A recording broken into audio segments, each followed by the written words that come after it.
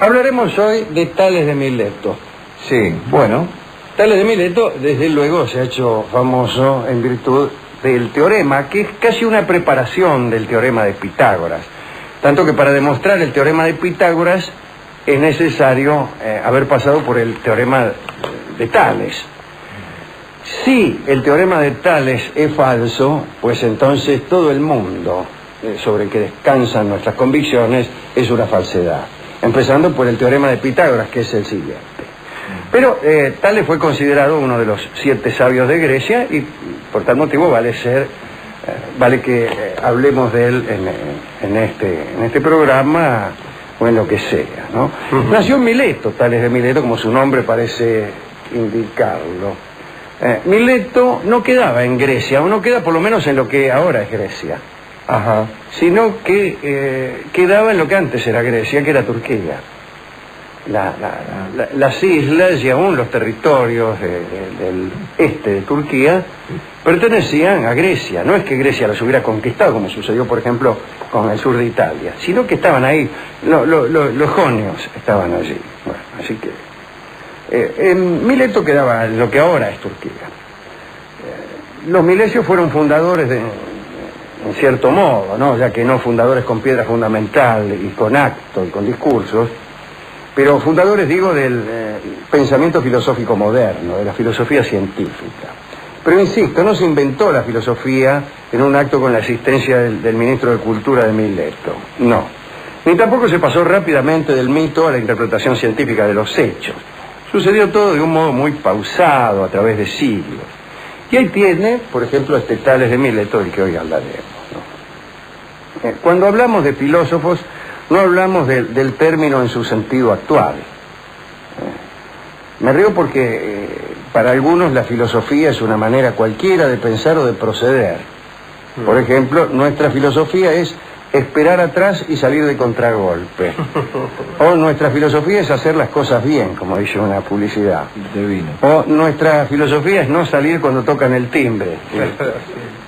Bueno, al llamar filósofos a estos tipos de Mileto, me refiero a Tales, pero también a Anaximandro y a Anaxímedes, los 3 milesios más ilustres. No lo hacemos en el sentido corriente. Ellos se ocupaban redondamente de las ciencias naturales, en la medida que podían, y no de lo que hoy podríamos llamar las leyes del pensamiento, las que aún no se habían convertido en tema de investigación. La filosofía no era ciencia de ciencias. A decir verdad, ni ellos mismos se llamaban filósofos. Una palabra que aparece después, que se usa después con nuestro querido amigo, el novelista Platón. El campo de estudio de estas personas lo constituía todo el dominio de la naturaleza hasta donde les era conocido. En aquel entonces la ignorancia era más vasta que ahora. O como dice Sábato, tal vez era menos vasta, porque cuanto más cosas se saben, hay un corpus enorme de nociones a ignorar. Por ejemplo, usted, Rolón, o yo mismo, si quiere, antes de la invención del telescopio, ni siquiera sabíamos que ignorábamos los nombres de los satélites de Saturno. No podíamos ignorar esos nombres, porque como no se habían descubierto, ni siquiera tenían nombre. Ahora bien, cuando se descubrió que Saturno tenía satélites, ahí apareció, se enriqueció el libro de nuestra ignorancia con el nombre de esos satélites de Saturno. No es esto exactamente lo que dice Sábato, pero sí lo que he dicho yo, ¿no? El artículo de Sábato se llama El porvenir de la ignorancia. Bueno, estos tipos se ocupaban de la ciencia. En las láminas de algunos cuadernos aparecen como los primeros científicos y sin duda su obra fue un paso hacia el desarrollo de la ciencia natural. Pero aquellos tipos se limitaban a observar, no hacían experimentos. Miraban y conjeturaban. Les parecía que, intuían que. De acuerdo con Aristóteles, la finalidad de los primeros filósofos griegos era descubrir el principio material del cual derivaba su ser, todo lo existente, y la persistencia de la sustancia, a pesar del cambio de condiciones. Esto es el embrión de un pensamiento científico. Es creer que hay unas leyes de la naturaleza que se cumplen más o menos siempre. Y entre aquellos primeros filósofos se encontraba nuestro amigo y titular de la charla de hoy, Tales de Mileto. No se sabe cuándo nació. Se cree que fue alrededor del año 640 a.C. Su padre se llamaba Examio, y parece un nombre de futbolista paraguayo. Examio Fernández. Y por madre tenía a Cleobulina, que no se parece, me imagino, algún medicamento, ¿no? Componente de la sangre. Claro. Algunos dicen que tenía cierto origen fenicio, en fin. Y fue el primero que llevó el título de sabio cuando se nombraron los 7 sabios de Grecia. Los siete sabios de Grecia tienen una particularidad. No eran 7, eran más, y casi nunca hay acuerdo acerca del plantel, ¿no? Generalmente se habla de Tales, Pitaco, Vía, Solón, Quilón. Quilón era un filósofo muy arduo. Sí. Sus enseñanzas eran muy complicadas, las enseñanzas de Quilón. Estaba también Ferécides y Epiménides. Tales fue también arconte. El arconte es una especie de senador, era la dignidad política superior, casi real, ¿no? Porque eran 9 los arcontes, y el primer arconte era prácticamente un rey. Tales fue un hombre adulto en la época en que los persas atacaron Mileto y la destruyeron. Así que contribuyó a la defensa de la ciudad. Una defensa que por otra parte fracasó, ya que los persas la destruyeron, así que no lo enaltece en absoluto. Además de participar en esos asuntos públicos que se han dicho, ser un arconte, participar en la defensa de la ciudad, Tales se dedicó por entero a la especulación de la naturaleza. Según algunos no dejó nada escrito, y según otros dejó 2 cosas: del regreso del sol de un trópico a otro, que parece una novela de Henry Miller, y del equinoccio, que no parece nada. Tales fue el primero en estudiar la astronomía.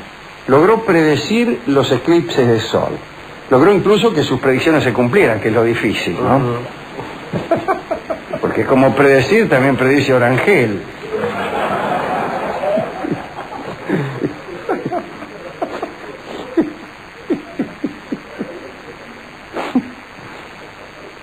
Bueno, fue también el primero que averiguó la carrera del Sol de un trópico a otro. Ajá. Y quien, comparando la magnitud del Sol con la de la Luna, dijo que esta, ¿cuál? Me refiero a la Luna, ¿no?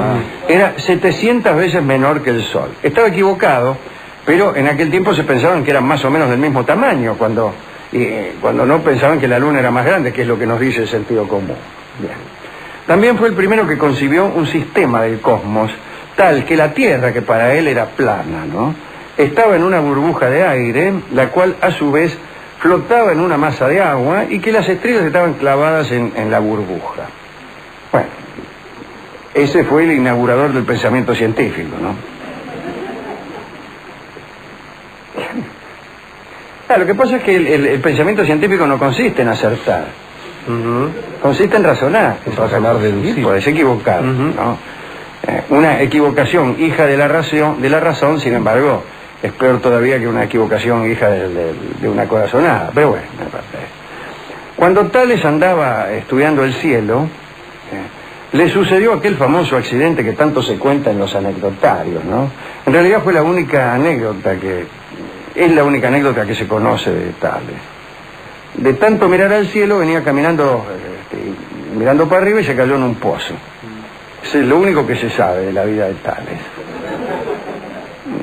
No es mucho, y ni siquiera es muy enaltecedor.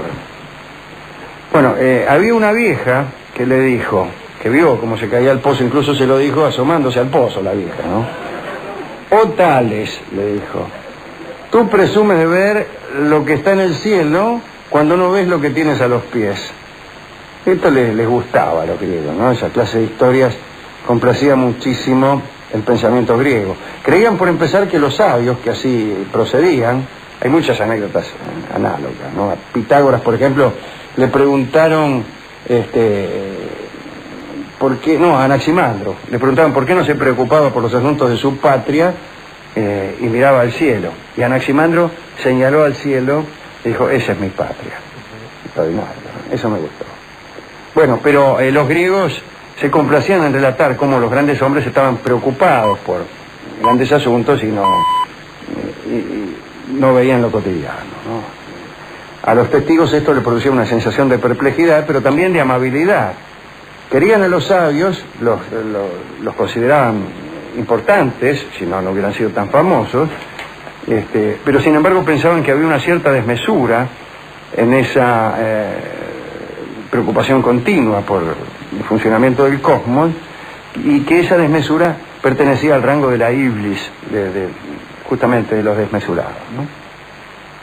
También hay todavía en nuestros tiempos quien considera a las personas que usan demasiado su inteligencia como distraídas para los asuntos comunes. El prototipo de sabio en las malas comedias es el que se pone una media de un color y otra de otro. Bueno, en fin, yo qué sé. Lo peor es que a veces algunos tratan de garantizar su sabiduría exhibiendo su distracción. Es decir, pasando por alto el conocimiento entero del cielo. Fulano conoce enteramente el cielo, pero se pone una media de un color y otra de otro.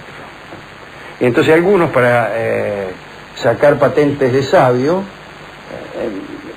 pasan por alto la primera cosa, y no conocen ni una sola estrella, ni saben absolutamente nada, pero eso sí, se ponen una media de un color y otra de otro. Tales estaba muy interesado por el calendario. Dice que dio el nombre de Triácada a la tercera década del mes. Esto no es nada, ¿no? Esto lo dice San Jerónimo en realidad. San Jerónimo dice que Tales fue el inventor de las estaciones del año. Quiere decir que antes todo el año hacía el mismo clima. Antes de que Tales inventara esta cosa tan desagradable de hacer frío la mitad del año y calor la otra mitad. Según San Jerónimo, Tales fue también el que le asignó al año 365 días. Antes no había estipulación ninguna y los años tenían un número casual de días. Había años cortos de 2 días y años larguísimos de 2000. Al igual que Pitágoras, Tales defendió la inmortalidad del alma, queriendo decir con esto que creía en ella, no que la defendió, ¿no? ante algunos que pretendían matarla. Incluso según Aristóteles, discúlpeme, Tales le atribuía alma a algunas cosas inanimadas, lo cual es un oxímoron, porque inanimado quiere decir no tener alma. No se trataba de... No, Tales le decía, por ejemplo, que la piedra imán tenía alma. Andaba siempre con un imán. Le parecía que por moverse aquella piedra tenía alma, como si todas las cosas que se mueven tuvieran alma. No es así, ¿no? Qué sé yo, hay cosas que se mueven y no tienen alma. Miren lo que he descubierto. La palabra alma es muy curiosa porque viene de ánima, que es también aliento y es suspiro. Así como hemos dicho el otro día que es curiosa la palabra animador. Un animador, como Badía, de donde vengo ahora, me ha invitado gentilmente a su programa. Animador es un tipo que dota de alma a las cosas inanimadas. Un dios, digamos. ¿Qué? Un dios. Claro, como puede comprobar cualquiera que vea el programa de Badía. El animador tiene que ver con el aliento, con el suspiro, con el soplo, así que un animador sería también un soplador, como puede... al igual que Pitágoras, Tales creía en la inmortalidad de ese soplo, de aquel aliento, de aquel suspiro. También, como Pitágoras viajó mucho, aprendió geometría en el Egipto, pero esto es un lugar común de las biografías, ¿no? Siempre que un griego sabe de geometría dicen que la aprendió en Egipto. Según Diógenes Laercio, que es el campeón mundial de estas biografías, Tales inventó el triángulo rectángulo en un semicírculo, queriendo decir que lo descubrió, ¿no? Bueno, también inventó el triángulo escaleno, ese de 3 lados distintos, que son todos en realidad, el triángulo mal dibujado, que a mí me salen todos los triángulos escalenos. Y por supuesto el famoso teorema del que hemos hablado al comienzo de esta charla, el teorema de Tales. En Egipto parece que se hizo amigo de los sacerdotes y le dejaron medir las pirámides, los sacerdotes. Pero no con un piolín, como hubiera hecho yo, sino que las midió por medio de las sombras. hizo una proporción respecto a su propia sombra, ¿no? Midió la sombra que él proyectaba y vio la relación que había entre esa sombra y su propia estatura. Después midió la sombra que proyectaban las pirámides e hizo lo mismo. O sea que no era tan tonto, ¿eh? No, siguió más o menos el razonamiento de su propio teorema, ¿no? Sí. Con la pero aquí hay mucha gente que dice, bueno, cualquiera se da cuenta de eso, ¿no? Tales no se da cuenta de las cosas que a mí me enseñaron en la secundaria. Claro. Parece que Tales fue amante de la vida solitaria, dicen que fue casado, que tuvo un hijo, otros dicen que no, que vivió soltero. Bueno, preferible no decir nada. Según Tales de Mileto, el principal elemento era el agua, el origen de todas las cosas. La tierra resultaba de que el agua se espesara. La tierra es agua espesa, Rolón.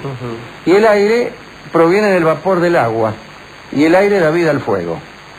No explicó por qué decía esto. El tipo decía esas cosas y parecía una discusión política actual. Uno dice algo, pero no dice por qué. Bueno, hay una cosa intuitiva, ¿no? Pensar que el agua era el origen de todas las cosas no era nuevo. Ya Hesíodo decía que el océano primordial era el que daba origen a todas las cosas. La inmensidad del mar favorece esa idea, esa intuición. Todavía hoy hay quien sostiene que la vida humana se gestó en un medio líquido, ciertamente. Parece que Tales se murió a los 78 años de edad mientras disfrutaba de unos espectáculos gimnásticos de la Olimpiada número 35. Ahí estaba en la tribuna, medio afligido por el calor y la sed, y murió sentado en los escalones del estadio. Ahí. Alguna vez le preguntaron a Tales acerca de la muerte, y Tales dijo que entre la muerte y la vida no había diferencia alguna. Entonces el interesado quiso hacerse el vivo e insistió, ¿y entonces por qué no te mueres? Y Tales le dijo, justamente porque no hay diferencia. No me gusta mucho, ¿eh? Se parece en su estructura, pero es muy inferior a la respuesta de otro de los sabios de Grecia, un pedante, ¿eh? El sabio, que era Solón, lloraba la muerte de su hijo, y un pedante le dijo, ¿por qué lloras si no tiene remedio? Y Solón le contestó, por eso, porque no tiene remedio. Eso es muy superior, ¿no? Está en el primer capítulo del sentimiento trágico de la vida de Don Miguel. Bueno, a mí me cae mejor Anaximandro, que creía en el aire más que en el agua, y creía en el apeirón, que era un poco todo, pero bueno, no importa. Solón también, ¿no? La cosa es así. Primero estos tipos empezaron a pensar que había una ley general para la naturaleza. No lo expresaban así, ¿no? Pero buscaban esto que dice Aristóteles que buscaban, un principio. Bueno, y la famosa idea de la sustancia. Era siempre la misma, aunque cambiara su aspecto. Esa es la sustancia, ¿no? Y cuando vieron que efectivamente podía pensarse que había algunas leyes, les pareció que estas ideas podían aplicarse a la sociedad. Y ahí Solón utiliza comparaciones, refiriéndose a la sociedad, ¿no? Diciendo que también hay leyes que se cumplen en el cuerpo social. En realidad todo esto es un avance de la razón sobre el mito. El mito piensa que la divinidad castiga al que obra mal. Pero ahí aparece Anaximandro. Mire cómo Anaximandro hace avanzar la razón sobre el mito. ¿Qué dice el mito? La divinidad castiga al que obra mal. Y Anaximandro piensa que hay como una especie de ley de compensaciones que es inherente a la naturaleza. Lo que sube se cae, lo que falla tiende a componerse o a pagar su falla. Como si hubiera una especie de justicia mecánica. Y aquí la razón está sustituyendo a los dioses. Pero finalmente hay un apetito de justicia, o a lo mejor un apetito de orden. Les gustaba que el universo funcionara con algún sentido. Especialmente a Anaximandro. Por eso a mí me resulta más simpático que Tales. Pero bueno, que esa anécdota del pozo no me resulta tan simpática. Y la otra que le contestó al tipo, que le contestó que no hay diferencia entre la vida y la muerte. Bueno, qué sé yo. Bueno, pero en algunas cosas acertó, tan mal no estaba, ¿no es cierto? Así que le rendimos homenaje y a él, y a Platón, y a toda esta gente, ¿no? Bueno, y a todos los que buscan algún sentido en el universo. A los alumnos argentinos podemos dedicar esto también, que han sufrido con el teorema de Tales y que sufren también otros males, ¿no? A ellos les deseamos que el país pueda darles mayor probabilidad de aprender bien el teorema de Tales y otras nociones, ¿no? Así que... ¿A quién más? No sé. ¿Usted a quién se lo quiere dedicar? Bueno, ya que los hemos nombrado en este programa, a don Miguel de Unamuno y a don Ernesto Sábato. Bueno, que han aparecido en este... Han aparecido citados, sí, mal citados seguramente, erróneamente. Bien, ¿con qué vamos a ilustrar esta recordación de Tales? Yo tengo acá el tango Tierra Querida. Es como una vindicación de la tierra como uno de los 4 elementos. ¿Usted de qué signo es, por ejemplo? De Escorpio. ¿De Escorpio es de tierra? No, es de agua. De agua. ¿Usted es Tronati? Géminis. ¿Y Géminis es de tierra? No, de aire. Yo soy de Tauro. ¿Tauro es de tierra? Sí, creo que sí. ¿Y qué tiene que ver eso con Tales de Mileto? No, que yo sepa nada. No, estamos hablando de los 4 elementos. La tierra, el agua, el aire y el fuego. Bueno, a fuego lento ya lo hemos pasado muchas veces. Sí. La milonga agua fresca, Sí. que alude al elemento preferido de Tales, no la tenemos. No. Clavel del aire, se me acaba de ocurrir recién ahora. Estaba pensando yo algo con aire. Así que hace un rato, que fue cuando elegimos el disco, el único elemento que coincidía con nuestra discoteca era la tierra, que para Tales no era otra cosa que agua espesa. Sí.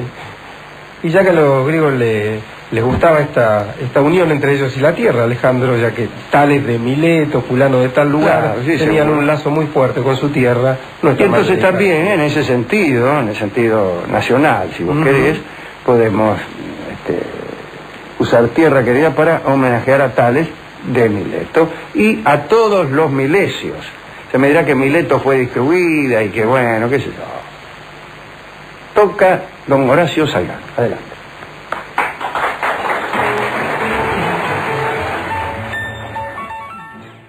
Hablaremos hoy de Tales de Mileto.